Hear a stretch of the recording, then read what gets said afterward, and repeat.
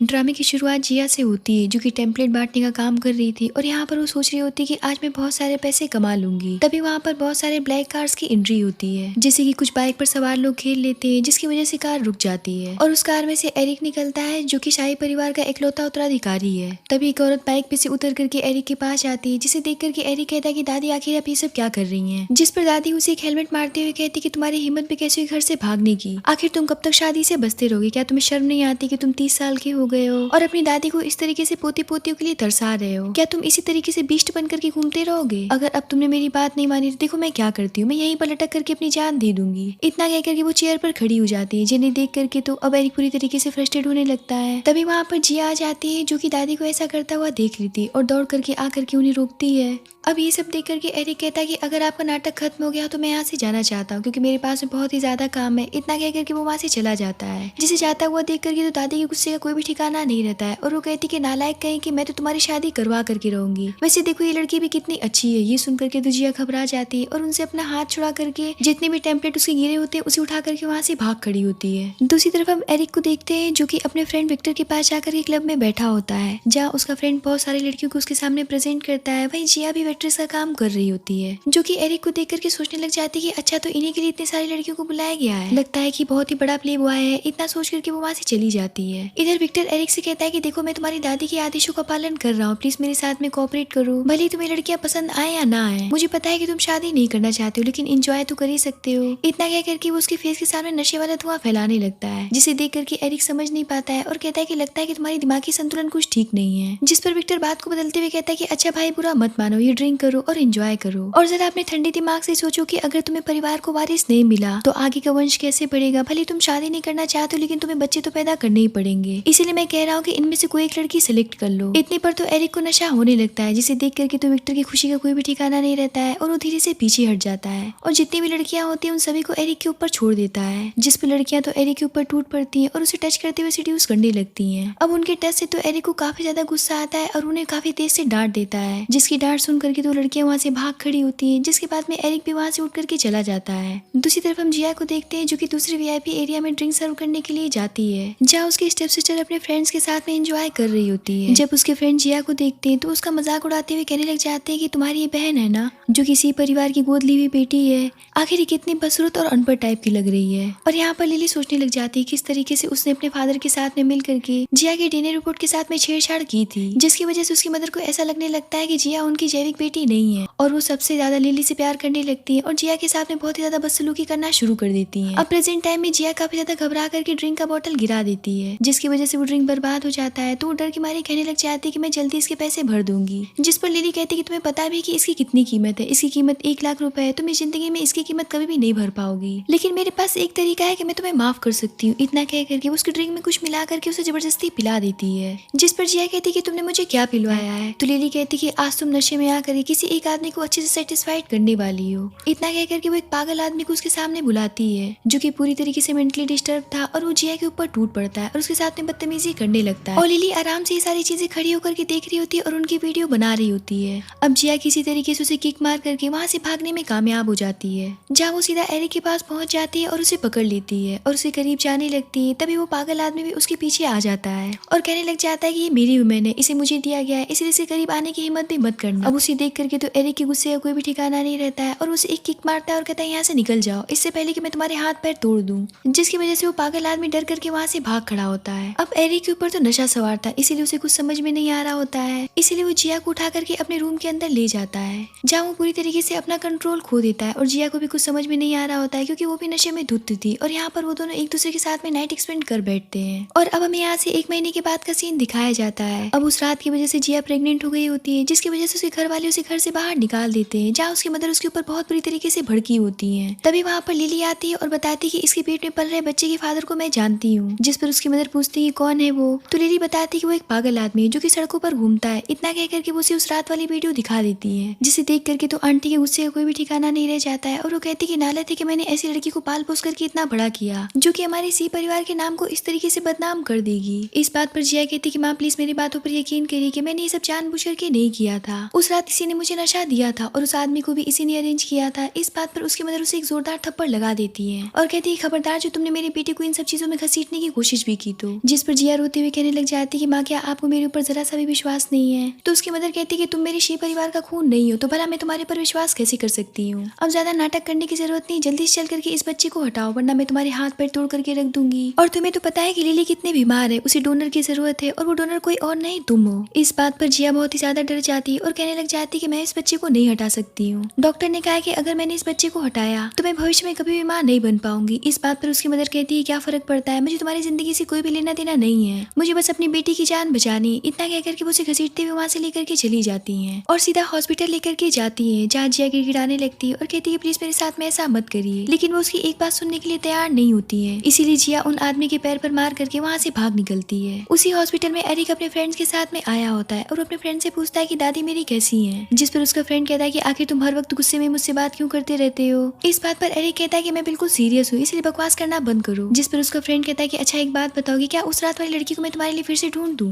अब ये सुन करके एरिक को वो रात याद आती है जब वो अगली सुबह उठा था तो वो लड़की काफी ज्यादा नर्वस थी और वो उससे कहती कि मेरी जान बचाने के लिए आपका बहुत बहुत शुक्रिया, मेरे पास में इतने पैसे तो नहीं कि मैं आपका एहसान चुका सकूं, लेकिन जितने मैं आपको दे सकती हूँ। इस बात पर एरिक का एक्सप्रेशन बिल्कुल डार्क हो जाता है और उससे कहता है कि नाटक करना बंद करो, मुझे पता है कि मेरी दादी ने तुम्हें मेरे बिस्तर पर भेजा था, इसीलिए कार्ड पकड़ो और यहाँ से निकलती बनो और आज के बाद में अपनी शक्ल मुझे कभी भी मत दिखाना। अब प्रेजेंट टाइम में एरिक कहता है कि तुम और दादी ने मिलकर के जो उस रात में किया था उसे मैं कभी भी माफ नहीं करूंगा। इतना कह करके वो आगे बढ़ता है, तब तक जिया अगर के उसे टकरा जाती है, जिसे गिरने से पहले वो पकड़ लेता है और कहता है कि अच्छा तो तुम यहाँ तक पहुँच गई हो। इतना कह करके उसके हाथ पर उसका ध्यान जाता है, जहाँ वो उसके हाथ से प्रेगनेंसी रिपोर्ट लेकर के देखने लगता है और उससे पूछता है क्या उस रात तुमने प्रिकॉशन पिल नहीं खाई थी। जिस पर जिया कहती है कि इस बात की आपको चिंता करने की कोई भी जरूरत नहीं है, मैं आपके पास कभी भी नहीं आऊंगी ये कहने के लिए कि आप इस बच्चे की रिस्पॉन्सिबिलिटी लीजिए, इसलिए मुझे यहाँ से जाने दीजिए। इतना कह करके वो वहाँ से भाग खड़ी होती है, जिसे देख करके तो एरिक सन्ने रह जाता है। तभी वहाँ पर डॉक्टर आते हैं और कहते हैं कि आप अपनी दादी से मिल सकते हैं। जिस पर एरिक उस प्रेगनेंसी रिपोर्ट को अपने फ्रेंड को देख करके वहाँ से चला जाता है। उसका फ्रेंड जब उसे देखता है तो उसे पता चलता है कि वो 4 वीक प्रेग्नेंट है और एक नहीं बल्कि दो बच्चे के साथ में वो प्रेग्नेंट है। इसका मतलब ये था कि वो एरिक के बच्चे के साथ में प्रेग्नेंट थी। ये देख करके तो उसकी होशी उड़ जाते हैं। अब एरिक जैसे ही अपनी दादी के वार्ड में जाता है, दादी उसे देख करके तो नाटक करना शुरू कर देती है और रोते हुए कहने लग जाती है कि अब लगता है कि मेरे पास ज्यादा समय नहीं बचा है, मैं बिना अपने पोते पर पोतियों की शक्ल देखे बिना ही ऊपर चली जाऊंगी। ये सुनकर के एरिक उनके पास जाता है और उनके फेस पर से हाथ हटा करके कहता है कि दादी आपको देख करके लग तो नहीं रहा है कि आप बीमार हैं। इतना कह करके वो वहाँ से जाने लगता है, जिस पर दादी उसकी हाथ पकड़ करके उससे कहती है कि चुपचाप से यहाँ पर बैठो, नालायक नहीं, मुझसे बुरा कोई भी नहीं होगा। जिस पर एरिक कहता है कि दादी मुझे पता है कि आपको बच्चे चाहिए, अगर आपको इतने ही बच्चों का शौक है तो मैं गोद लेने के लिए तैयार हूँ। इस बात पर दादी भड़क जाती है और कहती कि मुझे तुम्हारे बच्चे चाहिए ना कि मुझे बाहरी बच्चा चाहिए। इतने पर वहाँ पर विक्टर भागता हुआ आता है और दादी को जिया की प्रेगनेंसी रिपोर्ट दिखाते हुए कहता है कि बधाई हो, आप दादी बनने वाली हैं, वो भी एक नहीं दो बच्चों के साथ में। ये देख करके तो दादी काफी ज्यादा खुश हो जाती है, जहाँ विक्टर उन्हें सारी बात बता देता है, जिसे सुनकर के दादी कहती कि अगर वो लड़की तुम्हारे बच्चे के साथ में प्रेग्नेंट है तो जाकर के उसे घर लेकर के आओ और उसे अपना नाम दो। इस बात पर एरिक कहता है कि मैं अपने बच्चों की जिम्मेदारी उठाने के लिए तो तैयार हूँ, लेकिन मैं उस लड़की से शादी नहीं कर सकता हूँ क्योंकि वो लड़की मेरी वाइफ बनने के लायक नहीं है। ऐसी लड़कियां खुद को पैसों के लिए बेचती हैं, क्योंकि मैंने उसे पैसे ऑफर किए थे और उसने मेरा कार्ड भी एक्सेप्ट कर लिया था। ये सुनकर के यूजू कहता है कि कैसा कार्ड, क्या तुम इस कार्ड की बात कर रहे हो। अब उस कार्ड को देख करके तो एरिक पूरी तरीके से शॉक्ड रह जाता है और कहता है कि तुम्हारे पास में कहाँ से आ गया। जिस पर विक्टर कहता है कि वो लड़की उस कार्ड को वहीं पर फेंक करके चली गई थी।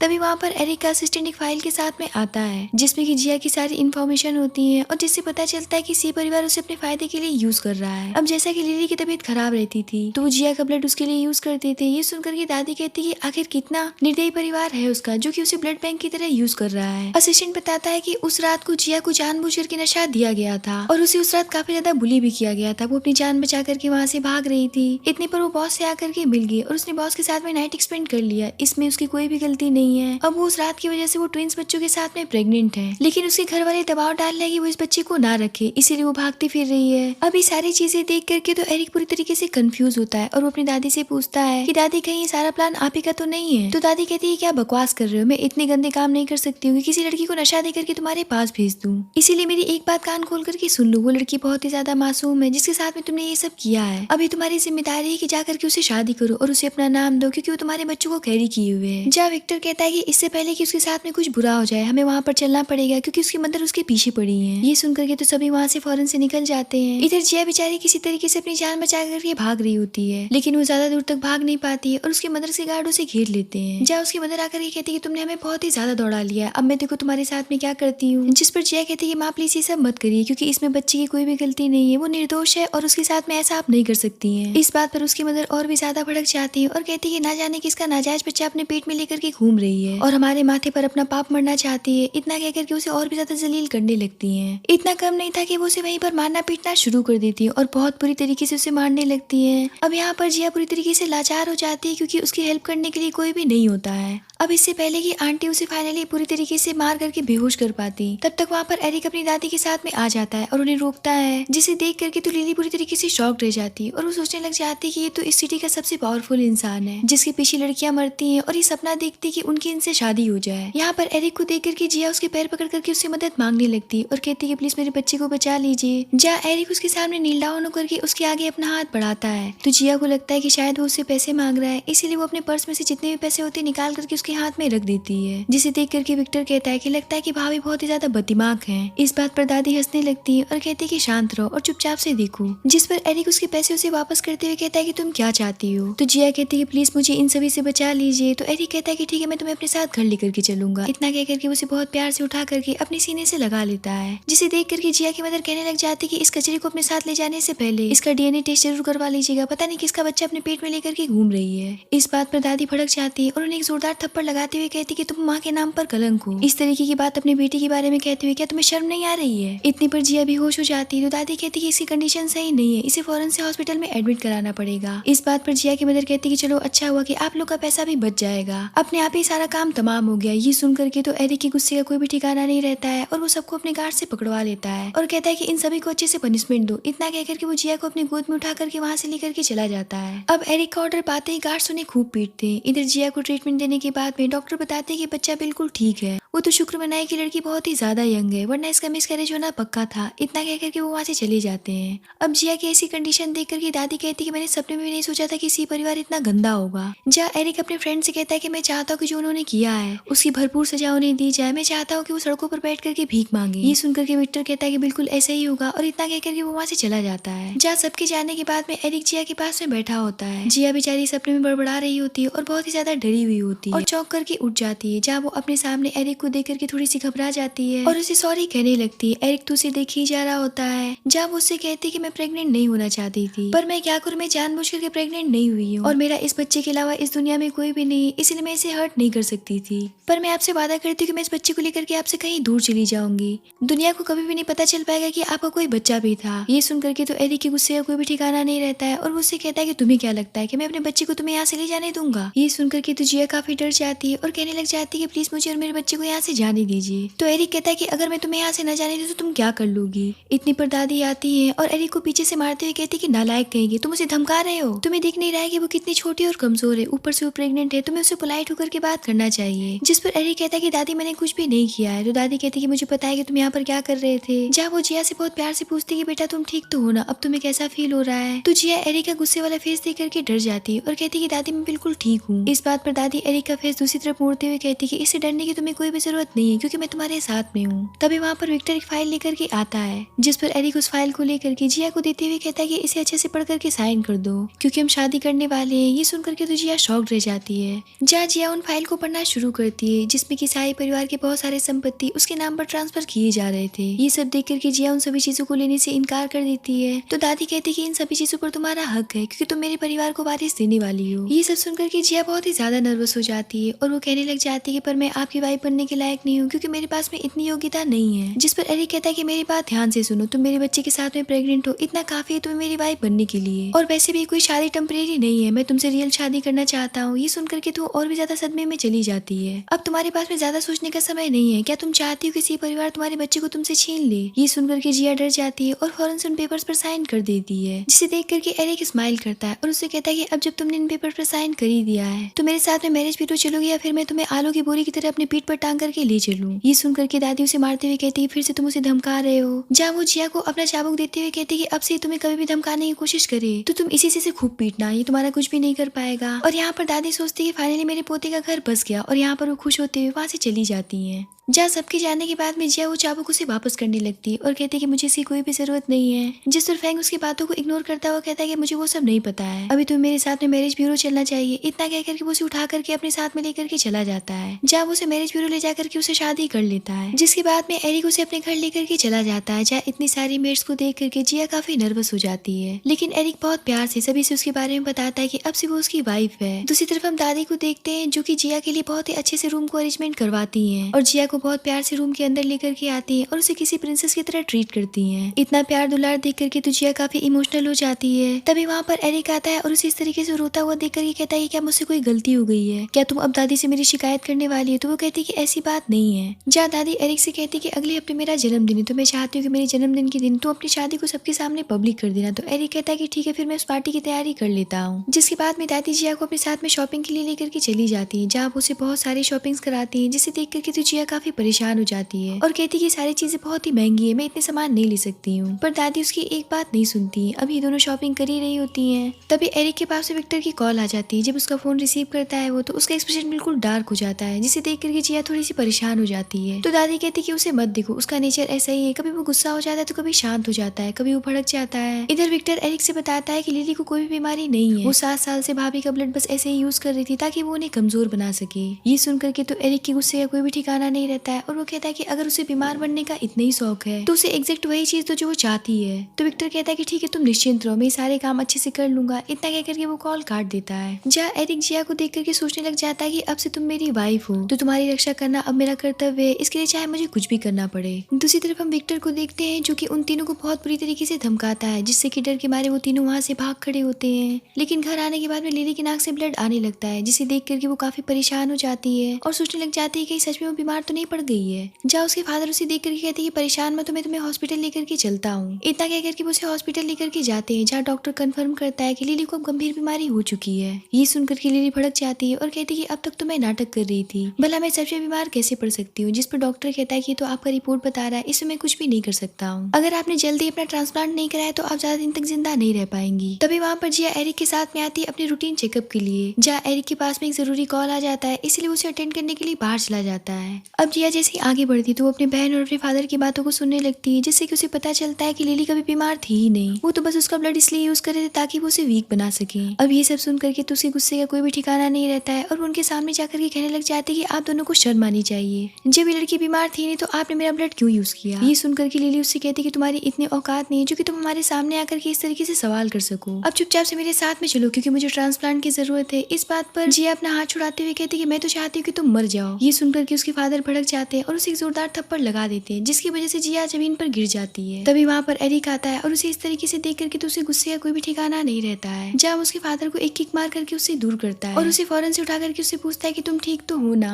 अब ये सब देख करके तो लिली उससे कहने लग जाती है कि आखिर आप ऐसी बचीला लड़की के चक्कर में क्यों पड़े हुए हैं, न जाने किसके नाजायज बच्चों के अपने पेट में लेकर के घूम रही है। ये सुनकर के एरिक कहता है कि आखिर तुम्हें किसने हक दिया मेरी वाइफ के बारे में इस तरीके की बात करने की। वाइफ शब्द सुन करके तो उसके होश ही उड़ जाते हैं और वो कहने लग जाती है कि आपने इसे शादी कब कर ली। इतने पर एरिक जिया का हाथ पकड़ करके लिली को एक जोरदार थप्पड़ लगवाता है और कहता है कि आज से तुम किसी की भी बुली नहीं सहोगी, अगर तुम्हें कोई भी परेशान करता है तो तुम उसे मुंह तोड़ जवाब दोगी, क्योंकि तुम मेरे शाही परिवार की बहू हो और तुम्हें मेरा पूरा सपोर्ट है। ये सुनकर के जिया कहती है कि ठीक है, और यहाँ पर वो सोचने लग जाती है तो कितनी अच्छी बात है और कितना अच्छा फील हो रहा है कि मेरे सपोर्ट में मेरे पीछे से खड़े हैं। ये सब देख करके लिली पागल हो जाती है और फिर से जिया के लिए अपशब्दों का उपयोग करने लगती है। ये सुनकर के एरिक भड़क जाता है और कहता है कि एक शब्द अगर और तुमने मेरी वाइफ के खिलाफ निकाला तो मैं कसम खा के कहता हूँ कि तुम आगे से बोलने लायक नहीं रहोगी। इतना कहकर के उसे अपने गार्ड से पकड़वा करके उसे बाहर वहाँ से फेंकवा देता है। अब ये सब होने के बाद में एरिक जिया को अपने साथ में चेकअप के लिए लेकर के जाता है, जहाँ डॉक्टर कहती है कि आप अपनी वाइफ के बटन खुलवाने में मदद करिए क्योंकि मुझे अल्ट्रासाउंड करना है। ये सुनकर के जिया शर्मा करके उठ जाती है और कहती है कि मैं खुद से कर लूंगी। जिस पर एरिक कहता है कि चुपचाप से लेट जाओ, मैं तुम्हारी मदद कर रहा हूँ ना। इतना कहकर के उसे बटन खुलवाने में मदद करता है, जहाँ डॉक्टर अल्ट्रासाउंड करती है और बताती है कि बच्चे बिल्कुल हेल्दी हैं। और यहाँ पर वो एरिक से कहती है कि आपको अपने बच्चों को टच करके फील करते रहना चाहिए, ये आपके बच्चे की मेंटल हेल्थ के लिए बहुत ही ज्यादा अच्छा होगा। अब ये सुनकर के तो एरिक काफी हैरान रह जाता है और बहुत ही ज्यादा अनकंफर्टेबल फील करने लगता है, पर डॉक्टर उसे गाइड करती है ताकि वो जिया के स्टमक को छू सके। जिस पर एरिक काफी ज्यादा हिचकिचाते हुए अपना हाथ आगे बढ़ाता है और जिया के स्टमक को छू करके अपने बच्चों को फील करने लगता है। अब ये सीन देख करके डॉक्टर एरिक को समझाते कि ये तो आपकी वाइफ है ना, और आपके बच्चों को कैरी भी किए हुए हैं, तो आपको इतना नहीं सोचना चाहिए। ये सुनकर के एरिक थोड़ा सा रिलैक्स हो जाता है और अच्छे से अपने बच्चों को फील करने लगता है। और यहाँ पर वो उसे देख करके सोचने लग जाता है कि ये तो खुद ही कितनी छोटी सी है, ऊपर से इसने मेरे दो बच्चों को कैरी किया हुआ है और कितनी क्यूट लग रही है। अब घर आने के बाद में जिया सो जाती है, लेकिन वो सपने में अपने पास्ट को बहुत बुरी तरीके से देखने लग जाती है, जिसकी वजह से वो डर करके उठ जाती है। उसी इस तरीके से देख करके एरिक उसके पास भागता हुआ आता है और उसे शांत कराता है। जहाँ जिया उससे पूछने लग जाती है कि आप मेरे बच्चों की रक्षा करेंगे ना? तो एरिक कहता है कि ये भी कोई पूछने वाली बात है, वो बच्चे मेरे भी है तो मैं भला उनकी रक्षा क्यों नहीं करूंगा। तभी उसके मोबाइल पर लिली का मैसेज आता है, जिसमें कि उसने वही वीडियो भेजा होता है जिसमें कि वो पागल आदमी उसके साथ में बदतमीजी करने की कोशिश कर रहा था। और यहाँ पर वो उसे इस बात को लेकर के ब्लैकमेल कर रही थी कि अगर तुम हॉस्पिटल आ करके मेरे ट्रांसप्लांट में मदद नहीं की तो मैं ये वीडियो वायरल कर दूंगी। अब ये देख करके तो काफी ज्यादा परेशान हो जाती है और यहाँ पर वो उस वीडियो को एरिक को दिखा देती है और सारी बातें बता देती है किस तरीके से लिली उसे ब्लैकमेल कर रही है। अब उस वीडियो को देख करके तो एरिक के सर पर जैसे खून सवार हो जाता है और उसका एक्सप्रेशन देख करके जिया सोचने लग जाती है कि ऐसा तो नहीं है कि इस वीडियो को देख करके एरिक भी मुझसे नफरत करने लग जाएंगे और मुझे गलत समझने लग जाएंगे। लेकिन एरिक के तो दिमाग में अलग तरीके का खतरनाक प्लान चल रहा होता है, जहाँ एरिक उससे कहता है कि मैं उस आदमी का ऐसा हाल करूंगा कि वो मौत के लिए मुझसे भीख मांगेगा लेकिन उसे मौत तक नहीं मिलेगी और मैं उसे दुनिया के नक्शे से ही गायब कर दूंगा। ये सुनकर के जिया उसके मुंह पर हाथ रखते हुए कहती कि आपको ऐसे शब्दों का उपयोग नहीं करना चाहिए, आप मेरे बच्चों के फादर हैं। जिस पर एरिक कहता है कि वो बच्चे मेरे शाही परिवार के वारिस हैं, तो उन्हें अपने फादर के जैसा बनना पड़ेगा, ना कि वो कोई नाजुक फूल निकलेंगे। अब कुछ ही देर के अंदर एरिक के आदमी उस पागल आदमी को ढूंढ करके बेसमेंट के अंदर ला करके लॉक करके रखे होते हैं, जहाँ वो आदमी अपनी जान की भीख मांगते हुए कह रहा होता है कि प्लीज मुझे यहाँ से जाने दीजिए, क्योंकि मैंने ये सब खुद से नहीं किया है, मैंने लिली के कहने पर ये सब किया था। लेकिन विक्टर उससे कहता है कि अगर तुम सारी सच्चाई सही तरीके से उगल देते हो तो हम तुम्हारी जान बख्शने के बारे में एक बार सोचेंगे। इतना कहकर के वो उसकी वीडियो बनाने लगता है, जहाँ वो पागल आदमी सारी सच्चाई उगल देता है कि किस तरीके से लिली ने उसे उकसाया था ताकि वो जिया की इज्जत को खराब कर सके। ये सब सुन करके तो एरिक के गुस्से का कोई भी ठिकाना नहीं रहता है और यहाँ पर वो अपने आदमी को ऑर्डर देता है कि इस आदमी का काम तमाम कर दो, क्योंकि एरिक की लाइफ में माफी नाम की कोई भी चीज एग्जिस्ट नहीं करती थी। अब ये सब होने के बाद में एरिक को एक न्यू इन्फॉर्मेशन मिलती है कि जिया सी परिवार की असली बेटी है, लेकिन लिली तो उसके फादर की नाजायज बेटी है, जिससे कि उन्होंने जिया को रिप्लेस कर दिया है और अपनी वाइफ को इतने समय से बेवकूफ बनाते आ रहे हैं, जिसे जिया की मदर अपनी बेटी समझ करके इतना लाड प्यार करती आ रही है। वो तो उनके सौतन की बेटी है और जिया उनकी असली बेटी है। अब अगले दिन पार्टी में जिया तैयार होकर के इंटर करती है, जिसे देख करके लिली जल जाती है और उसके पास आकर के सबके सामने कहने लग जाती है कि देखिए शाही परिवार की बहू है, लेकिन इसके पेट में एक नाजायज बच्चा पल रहा है जो कि एक पागल आदमी का बच्चा है। ये सुनकर के तो सारे गेस्ट जिया को गिरी हुई निगाहों से देखने लग जाते हैं और उसके लिए तरह तरह की बातें करने लगते हैं। इतने पर वहाँ पर दादी आती है और मामले को शांत करने की कोशिश करने लगती है, पर तभी वहाँ पर जिया की मदर आकर के कहती है मेरे पास जिया के खिलाफ सबूत है कि ये लड़की पूरी तरीके से बदचलन है, जो कि शाही परिवार की बहू बनने के लायक नहीं है। इतने पर वहाँ पर एरिक अपने गार्ड्स के साथ में इंटर करता है और सीधा जिया के पास में आता है और उसका हाथ पकड़ करके कहता है कि तुम्हें डरने की कोई भी जरूरत नहीं है। इतना कह करके वो विक्टर से कहकर के उस पागल आदमी की कन्फेशन वाली वीडियो सबके सामने प्ले करवा देता है, जिसमें कि उसने लिली का पूरी तरीके से खुलासा कर दिया था। ये देख करके तो लिली के पांव तले से जमीन निकल जाते हैं। अब इतनी बड़ी सच्चाई सबके सामने आने के बाद में सारे गेस्ट लिली के ऊपर भड़क जाते हैं और कहने लग जाते हैं कि तुम्हें शर्म आनी चाहिए, एक औरत होकर के एक औरत की इज्जत खराब कर रही हो, बेशर्म कहीं की। अब इतना बड़ा सच्चाई सामने आने पर भी उसकी मदर लिली को ही सपोर्ट करती है और जिया को दोषी ठहराने लगती है, यहाँ तक कि उनके सामने सबूत के साथ में लिली के फेक बीमारी का सबूत दिखाया जाता है कि किस तरीके से वो नाटक करके जिया को तकलीफ पहुंचा रही थी। ये देख करके वो लिली से पूछती कि तुमने ऐसा क्यों किया, जिस पर लिली कहती कि माँ मुझे इनसिक्योरिटी फील होने लगी थी कि कहीं आप जिया को मुझसे ज्यादा प्यार न करने लगे। ये सुनकर के उसकी मदर फिर से जिया को दोषी ठहराने लगती कि आज उसकी वजह से उनकी बेटी को इस तरीके से इनसिक्योर होना पड़ा। ये सब देख करके तो जिया कहती है कि हम आपको इस बात का जरा सा भी तकलीफ नहीं की, इतने सालों से मेरा खून निकलवाती आ रही थी, क्या आपके दिल की जगह पत्थर है। यहाँ पर जिया बहुत बुरी तरीके से टूट करके रह जाती है और अपनी माँ के आगे नील डाउन होकर के अपना सर झुका करके उनके सारे एहसानों के लिए एक एक करके शुक्रिया करने लगती है। जिसे ऐसा करता हुआ देख करके तो एरिक का कलेजा फटा जा रहा होता है और वो खून का घूंट पिए जा रहा होता है। जहाँ जिया अब अपनी मदर के साथ में और सी परिवार के साथ में सारे रिश्ते नाते तोड़ लेती है। अब तो एरिक का गुस्सा फूट पड़ता है और वो अपने आदमियों से कहता है कि लिली को पुलिस के हवाले कर दो, क्योंकि एक अपराधी है जिसने अपराध किया है, जिसका पनिशमेंट तो इसे मिलना ही चाहिए। इतने पर उसके आदमी लिली को पकड़ करके लेकर के अपने साथ चले जाते हैं, जहाँ एरिक जिया को अपने क्लोज खींच करके कहता है कि जिया मेरी वाइफ है, अगर आज के बाद किसी ने भी मेरी वाइफ को चोट पहुंचाने की कोशिश की तो मैं उसकी जिंदगी नर्क से भी बदतर बना दूंगा, अगर अभी भी किसी को कुछ बोलना है तो बताओ। ये सुनकर के सारे गेस्ट तुरंत हामी भरते हैं और कहते हैं कि वो ऐसा कभी भी नहीं करेंगे। अब ये सब होने के बाद में जिया बैठ करके अपने बच्चे से कह रही होती है कि तुम्हारे पापा और दादी मिलकर के मुझे इतना लाड प्यार दे रहे हैं कि मुझे अब डर लग रहा है कि कहीं मैं बिगड़ न जाऊं। तभी वहाँ पर एरिक आता है और उससे बहुत प्यार से पूछता है कि आखिर मेरी छोटी सी वाइफ क्या सोच रही है, जिस पर जिया कहती है कि मैं काम करना चाहती हूँ, मैं मेहनत करना चाहती हूँ। अभी वो एरिक से सारी बातें कर ही रही होती तब तक वहाँ पर दादी आ जाती है और उसकी बात को सुन लेती है और कहती है कि आखिर तुम काम क्यों करना चाहती हो। और यहाँ पर वो एरिक से कहने लग जाती है क्या तुम्हारी कंपनी दिवालिया हो गई है या फिर तुम्हारे पास इतनी ज्यादा पैसों की कमी पड़ गई कि तुम अपनी वाइफ को काम करने के लिए भेजना चाहते हो। तो एरिक कहता है कि दादी मैंने तो ऐसा कभी कहा ही नहीं है, जिस पर जिया कहती है कि दादी मैं खुद से काम करने जाना चाहती हूँ, क्योंकि मैंने बहुत मेहनत करके पढ़ाई की है, इसीलिए मैं अपनी मेहनत के बल पर कुछ करना चाहती हूँ। पर दादी इस बात के लिए तैयार नहीं होती है। तो जिया एरिक से रिक्वेस्ट करने लगती है तो एरिक कहता है कि ठीक है, लेकिन मेरी एक एक शर्त है कि तुम मेरी निगरानी के अंडर में काम करोगी।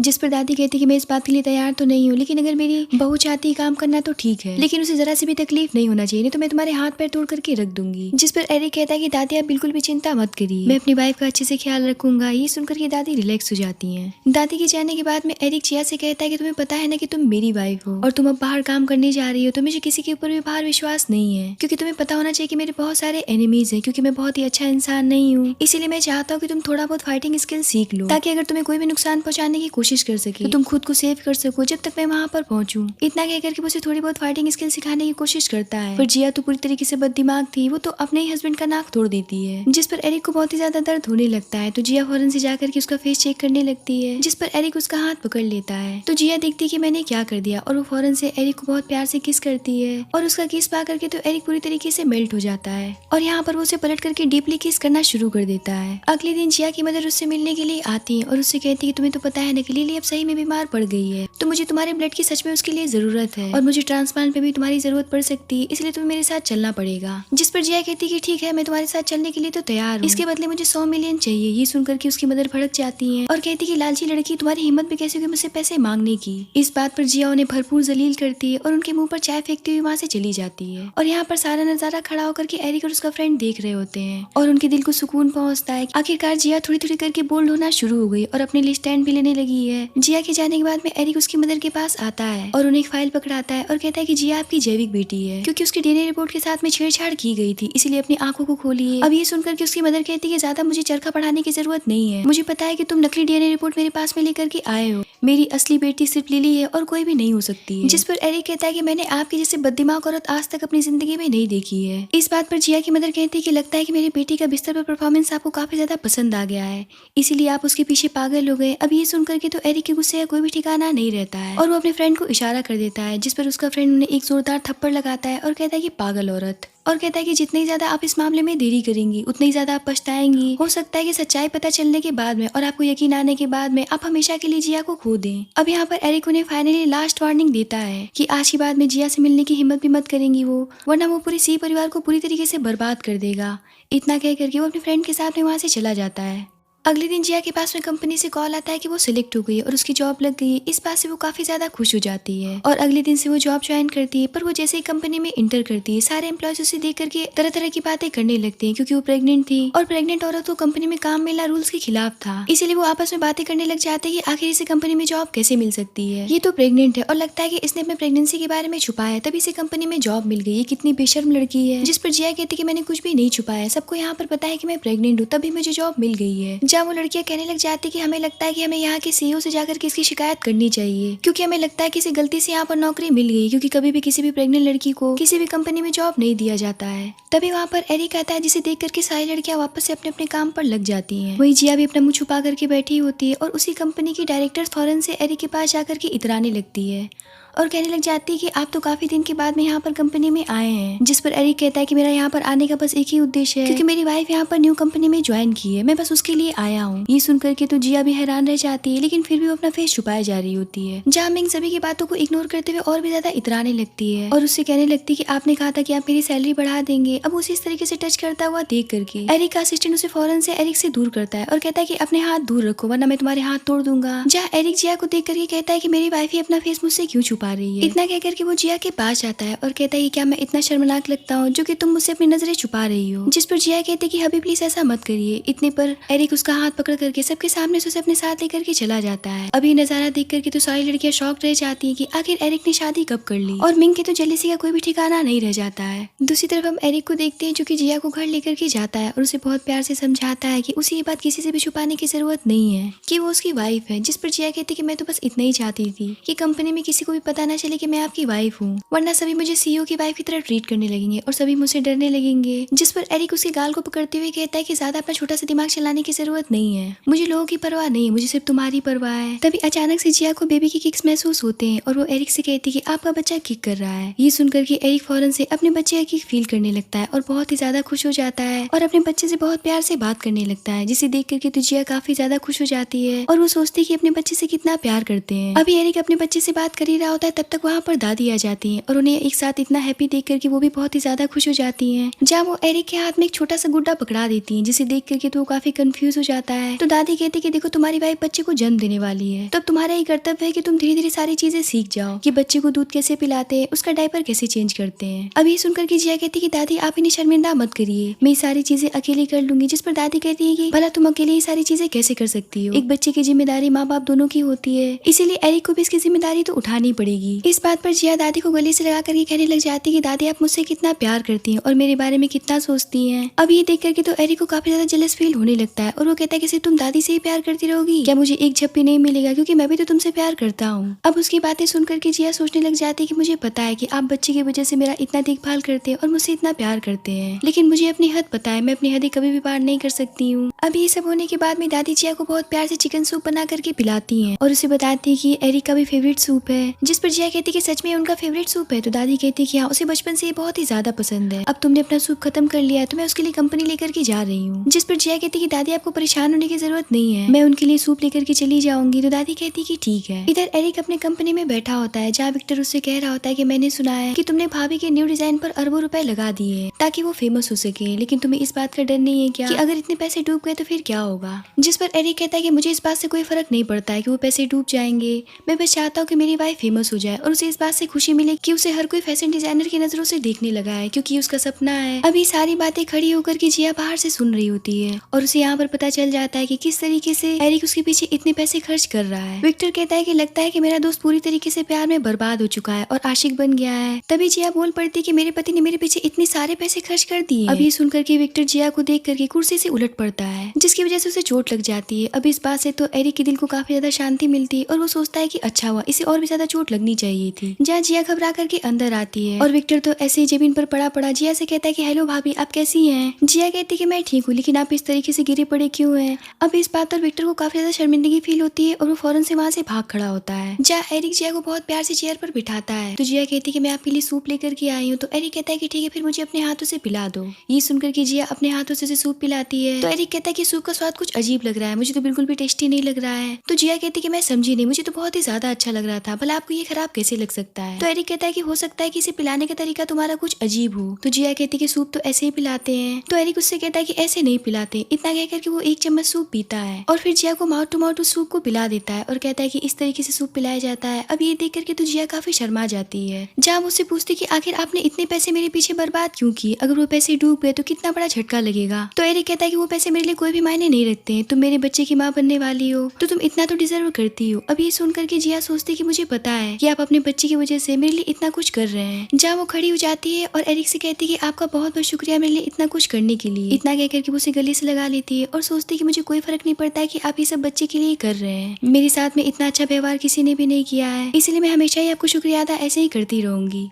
दूसरी तरफ हम लिली को देखते हैं जिसकी तबीयत बहुत ही ज्यादा बिगड़ जाती है, जिसकी वजह से उसे जेल से बाहर भेज दिया जाता है ताकि वो अपना इलाज करवा सके, लेकिन उसका इलाज बिना जिया के संभव नहीं था। इसीलिए उसकी मदर परेशान होकर के दादाजी के पास जाती है और उन्हें सारी बात बता करके कहने लग जाती है कि प्लीज जिया को वापस लेकर के आइए क्योंकि वो आपकी बात को नहीं टालेगी। इस बात पर दादाजी भड़क जाते हैं और उन्हें एक जोरदार थप्पड़ लगाते हैं और कहते हैं कि इतना कुछ हो गया और मुझे पता भी नहीं चला, तुम्हें शर्म आनी चाहिए कि तुमने जिया के साथ में इस तरीके का व्यवहार किया है। तभी वहाँ पर दादाजी का असिस्टेंट आता है और बताता है कि एरिक एक एक करके हमारे बिजनेस को तबाह कर रहा है। ये सुनकर के दादाजी परेशान हो जाते हैं और कहते हैं कि सब इसी औरत की वजह से हो रहा है। इतना कहकर के वो उसके साथ में चले जाते हैं। जब वो सीधा एरिक के पास जाते हैं तो एरिक उन्हें सारे सबूत दिखाता है और बताता है कि आखिर वो ये सब क्यों कर रहा है। अब वो सारे सबूत देख करके और अपने बेटे की करतूत देख करके तो उन्हें काफी ज्यादा शर्मिंदगी फील होती है कि वो अपने बेटी का डीएनए दूसरी लड़की से चेंज कर दिया है जो कि उसकी मिस्ट्रेस की बेटी है। और यहाँ पर एरिक कहता है कि अगर आपको इस बात का यकीन नहीं तो ये लीजिए जिया की बाल है, इसे आप डीएनए चेक फिर से करवा लीजिएगा। इतना कहकर के एरिक वहाँ से चला जाता है, जिसके बाद में दादाजी वो जिया के हेयर्स अपने असिस्टेंट को देते हैं और कहते हैं कि फिर से इसकी जांच करवाओ। इधर जिया की मदर पूरी तरीके से पागल हो जाती है और जिया को उसकी कंपनी से किडनैप करवा ले जाती है। इधर एरिक इस बात से पूरी तरीके से अनजान कंपनी में इंटर करता है जहाँ उसके दो गार्ड्स आकर के बताते हैं कि आपकी वाइफ को किसी ने किडनैप कर लिया है। ये सुनकर के तो उसके पांव तले से जब ये निकल जाते हैं और वो अपने असिस्टेंट से कहता है कि जल्दी से जिया की लोकेशन को ट्रेस करो। इधर जिया की मदर उसे एक डॉक्टर के पास लेकर के जाती है, पर इससे पहले कि डॉक्टर उसके साथ में कुछ कर पाता जिया होश में आ जाती है, जिसे देख करके वो डर जाता है और फौरन से बाहर आ जाता है और उसकी मदर से कहने लग जाता है कि मैं उसके साथ में कुछ भी नहीं कर सकता हूँ, क्योंकि आपको पता होना चाहिए कि वो दो बच्चों के साथ में प्रेग्नेंट है। ये सुनकर के उसकी मदर भड़क जाती है और कहती है बकवास करना बंद करो। इतना कह करके वो उसे पैसे ऑफर करने लगती है, जिसे देख करके तो डॉक्टर का मन लालच से भर जाता है और वो कहता है कि ठीक है मैं कोशिश करता हूँ। इतना कह करके वो अंदर चला जाता है, पर वो देखता है कि जिया तो अपने बिस्तर पर है ही नहीं, इसीलिए वो उसे पागलों की तरह ढूंढने लगता है। इतने पर उसकी मदर भी अंदर आ जाती है। जब वो दोनों देखते हैं कि जिया पर्दे के पीछे छुपी हुई है, लेकिन जिससे पहले कि वो उसके पास पहुंच पाते, जिया उन दोनों को पॉइंट करके कहती कि अगर तुम दोनों में से कोई भी मेरे पास आया तो मैं उसका काम तमाम कर दूंगी। ये सुनकर के डॉक्टर से समझाने लगता है कि उसे ऐसा नहीं करना चाहिए। जहाँ जिया कहती कि तुम्हें पता भी है कि मैं कौन हूँ, मैं मिस्टर एरिक की वाइफ हूँ। अब एरिक का नाम सुन करके तो डॉक्टर का खून ही सूख जाता है और उसकी मदर से कहने लग जाता है कि क्या ये बात सच है? लगता है कि तुम मरना चाहती हो, इसलिए तुम उनके वाइफ को यहाँ पर किडनैप कर करके ले आई हो, लेकिन मुझे अपनी जिंदगी बहुत ही ज्यादा प्यारी है। इतना कह करके उसका कार्ड उसे वापस करके वहाँ से भाग खड़ा होता है। तभी वहाँ पर जिया की मदर का गार्ड आकर के जिया को पकड़ लेता है, लेकिन जिया हार नहीं मानती और यहाँ पर वो एरिक के सिखाए गए सारे स्किल्स को याद करने लगती है और ठीक वैसे ही फाइट बैक करती है और उस आदमी को मार करके वहाँ से भागने में कामयाब हो जाती है। लेकिन अब जैसा कि वो प्रेग्नेंट थी इसलिए वो ज्यादा दूर तक भाग नहीं पाती है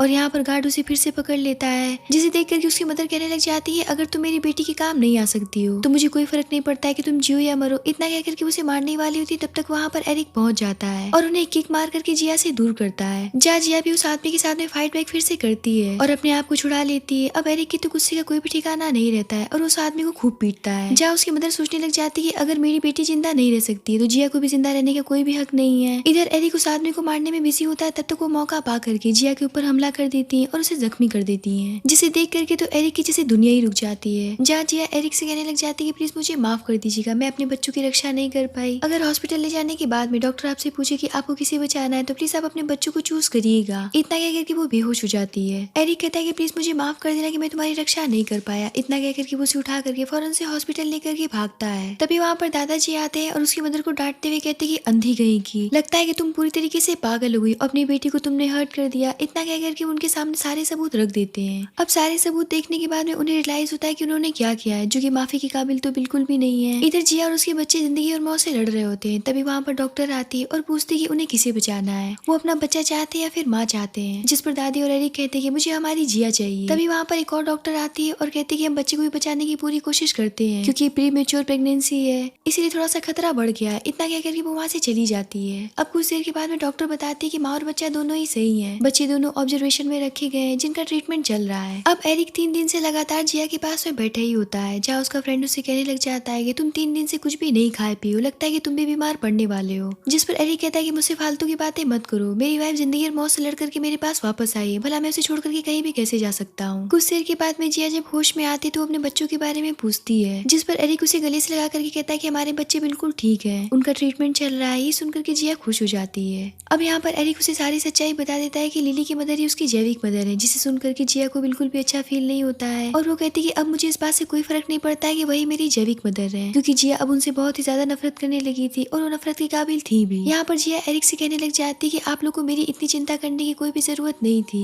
मैं तो आपका खून भी नहीं हूँ और ना ही आपके परिवार की बहू बनने के लायक हूँ, आपको अपने बच्चों को बचाना चाहिए था। इस बात पर एरिक उसके फॉरहेड पर किस करते हुए कहता है कि आखिर तुम ये सब कैसे सोच सकती हो, तुम मेरी वाइफ हो और बच्चे जितने ज्यादा इंपॉर्टेंट है उससे कहीं ज्यादा तुम मेरे लिए इंपॉर्टेंट हो, क्योंकि मैं तुम्हें बहुत ही ज्यादा चाहने लगा हूँ। ये सुनकर की जिया काफी इमोशनल हो जाती है और उसे गले से लगा करके फूट फूट करके रोने लगती है। तो दादी कहती है कि चलो अब सब कुछ सही हो गया है। यहाँ पर वो भी बहुत ही ज्यादा इमोशनल हो जाती है और जिया को गले से लगा लेती है। दूसरी तरफ हम जिया की मदर को देखते हैं, जो कि लिली और अपने हस्बैंड पर भड़की होती है और कह रही होती है कि तुम्हारी इतनी हिम्मत भी कैसे हो गई कि अपनी मिस्ट्रेस की बेटी को मेरी बेटी बना करके इसे मेरे नाक के नीचे पाल पोस रहे थे और मैं इस नागिन को अपनी बेटी समझती आ रही थी और मैंने अपनी बेटी के साथ में न जाने क्या क्या किया। तभी वहाँ पर जिया पीछे से आती है और ये नजारा देख करके उसके दिल को बहुत ही ज्यादा सुकून मिलता है। जहाँ उसकी मदर उससे बात करने की कोशिश करती है, पर जिया उनसे बिल्कुल भी बात करने के लिए तैयार नहीं थी। माफी तो बहुत दूर की बात थी और यहाँ पर उनकी एक बात नहीं सुनती और ना ही उनकी तरफ देखती है और एरिक के साथ में वहाँ से चली जाती है। और अब हमें यहाँ से कुछ दिन के बाद का सीन दिखाया जाता है जब जिया पूरी तरीके से ठीक हो गई होती है और वो अपना वर्क कर रही होती है। तभी वहाँ पर एरिक आता है और कहता है कि इतनी लेट नाइट वर्क करने का क्या जरूरत है। तो जिया कहती है कि मेरे पास में बहुत सारे काम है, जिस पर एरिक उसे डांटते हुए कहता है कि तुम्हें अपने हेल्थ का भी ध्यान रखना चाहिए। तो जिया कहती है कि ठीक है मिस्टर एरिक। अब ये सुनकर के एरिक कहता है कि हमारे बच्चे 1 महीने के हो गए, क्या तुम इसी तरीके से मुझे मिस्टर एरिक कहती रहोगी। तो यहाँ पर जिया उसे टीज करते हुए कहने लग जाती है कि मुझे पता है कि आप बच्चों की वजह से मेरा इतना ध्यान रखते हैं। ये सुनकर के एरिक कहता है कि क्या तुम्हें अब भी यही लगता है, तुम कितनी निर्दयी हो, अब मुझे सारे टॉर्चर बर्दाश्त नहीं होते, चलो अब चुपचाप से मुझे पति कहो। इस बात पर जिया उससे कहती कि मैं आपसे बहुत प्यार करने लगी हूँ। तो एरिक कहता है कि मैं भी तुमसे बहुत प्यार करता हूँ। इतना कह करके वो उसे किस करने के लिए आगे बढ़ता है। तब तक दादी पीछे से चिल्लाती है कि तुम्हारे बच्चे रो रहे हैं, चलो चुपचाप से आकर के इन्हें दूध पिलाओ। जिस पर एरिक चिल्ला करके कहता है कि बस दादी माँ मुझे 5 मिनट दीजिए। इतना कहकर के वो जिया के साथ में बहुत प्यार से रोमांटिक मोमेंट को एंजॉय करता है। और अब हमें यहाँ से 5 साल के बाद का सीन दिखाया जाता है, जहाँ एरिक जिया के पोस्टर के सामने खड़े होकर के एक लड़की से बात कर रहा होता है, जो कि जिया से ट्रेनिंग लेना चाहती थी और एक बहुत ही बड़ी फैशन डिजाइनर बनना चाहती थी, बिल्कुल जिया की तरह। तभी वहाँ पर एरिक के 2 बच्चे भागते हुए आते हैं, जो कि एक गर्ल होती है और एक बॉय होता है। तो एरिक उनसे कहता है कि चलो मामा के पास चलते हैं। इतना कहकर के उन दोनों को गोद में उठा करके वहाँ से लेकर के चला जाता है, जहाँ जिया अपने 2 बच्चों के साथ में रैंप पर वॉक करते हुए आती है। और हम यहाँ पर देख पा रहे होते कि वो बहुत ही बड़ी फैशन डिजाइनर बन गई थी, जिसके ऑटोग्राफ लोग लेने के लिए परेशान थे। अब इतना बड़ा इवेंट खत्म होने के बाद में सभी खुशी खुशी घर वापस लौट रहे थे।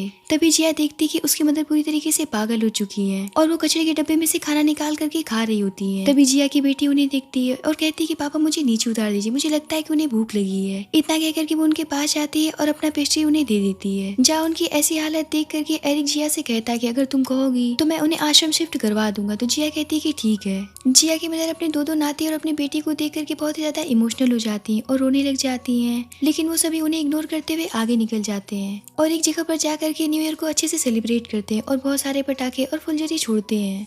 जहाँ जिया एरिक से कहती कि मैं हर जन्म में आपको अपना पति पाना चाहती हूँ। इतना कहकर के उसकी चीख पर बहुत प्यार से किस करती है और इसी प्यारे से मोमेंट के साथ में इस ड्रामे की पर हैप्पी एंडिंग होती है। सो क्यूटीज ड्रामा कैसा लगा कमेंट करके जरूर बताइएगा और कैसी स्टोरी आप लोग को पसंद आती है वो भी मुझे सजेस्ट जरूर करिएगा। और अगर ये वीडियो आप लोग को अच्छी लग रही हो तो फटाफट से लाइक कर दीजिएगा। और अगर मेरे चैनल पर आप लोग नए हैं तो प्लीज सब्सक्राइब करना मत भूलिएगा और बेल आइकन को क्लिक कर दीजिएगा, ताकि मेरे आने वाली वीडियोस के नोटिफिकेशन आप तक पहुंच सके। तो मैं मिलती हूँ अगली वीडियो में, तब तक के लिए टाटा।